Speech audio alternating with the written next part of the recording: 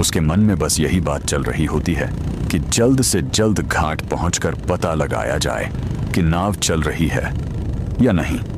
इसी सोच के साथ वह तेजी से रास्ता तय करते हुए घाट की ओर निकल पड़ता है। लेकिन जीतू का ध्यान अभी भी अपनी बाइक के स्टैंड पर नहीं गया है।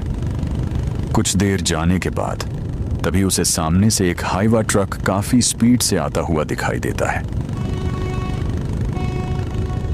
उसे देखकर जीतू को कुछ अजीब लगता है। अरे ये रॉन्ग साइड से क्यों आ रहा है? जैसे ही उसकी नजर उस ट्रक के ड्राइवर पर पड़ती है वह उसे देखकर दंग रह जाता है। अरे बाप रे, ये ड्राइवर पागल हो गया है क्या? इसकी आंखें तो बंद लग रही हैं। भला कोई चलती ट्रक में भी सोता है क्या? अगर ये होश नहीं है तो कभी भी बड़ा हादसा हो सकता है। मुझे इससे तुरंत बचना पड़ेगा, नहीं तो यह सीधा मुझे टक्कर मार देगा।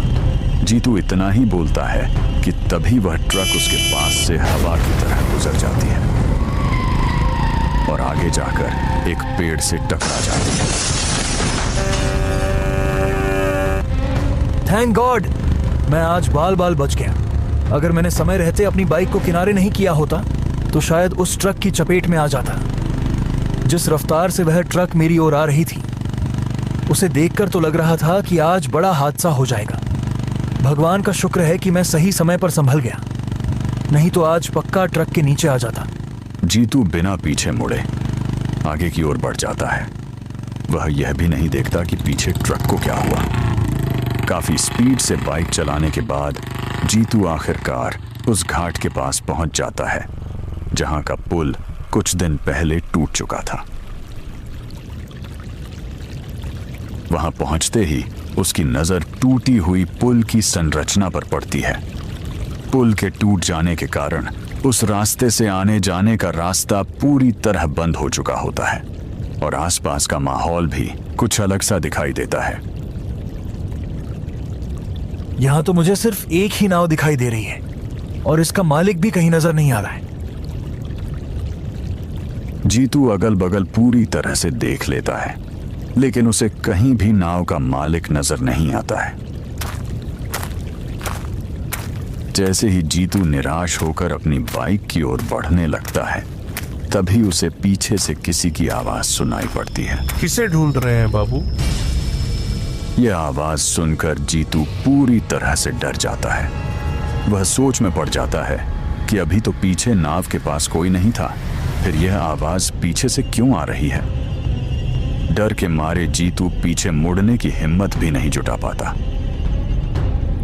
अरे अभी तो पीछे कोई नहीं था, फिर ये आवाज पीछे से क्यों आ रही है? जैसे ही जीतू हिम्मत जुटाकर पीछे की ओर देखता है तो उसे नाव पर एक बूढ़ा आदमी बैठा हुआ दिखाई पड़ता है।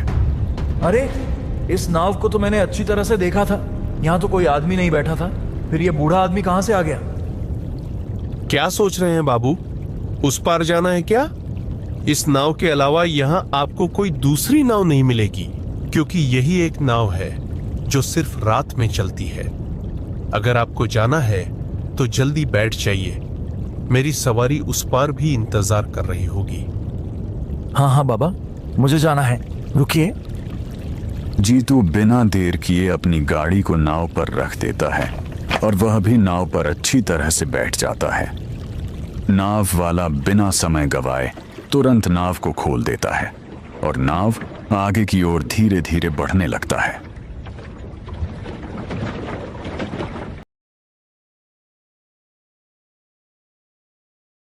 अब दोस्त को फोन करके बता देता हूं कि मुझे नाव मिल गई है, उसे भी चिंता हो रही होगी।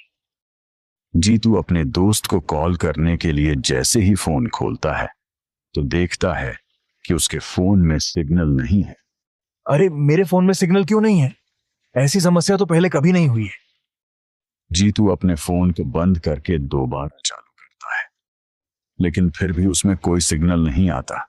वह कई बार नेटवर्क चेक करता है, फोन को इधर उधर घुमाकर भी देखता है, मगर स्थिति वैसी ही रहती है। कुछ देर तक सोचने के बाद उसके मन में ख्याल आता है कि वह इस समय नदी के बीच में है। शायद चारों तरफ पानी होने की वजह से नेटवर्क ठीक से नहीं आ रहा होगा। यही सोचकर वह खुद को समझा लेता है और फोन वापस जेब में रख लेता है। तभी जीतू की नजर उस बाबा पर पड़ती है। ये बाबा मुझे इस तरह से क्यों देख रहे? कुछ बोल भी नहीं रहा है। चलो एक बार इनसे बात करके देखता हूं, शायद ये किसी सोच में डूबे हों। अरे बाबा,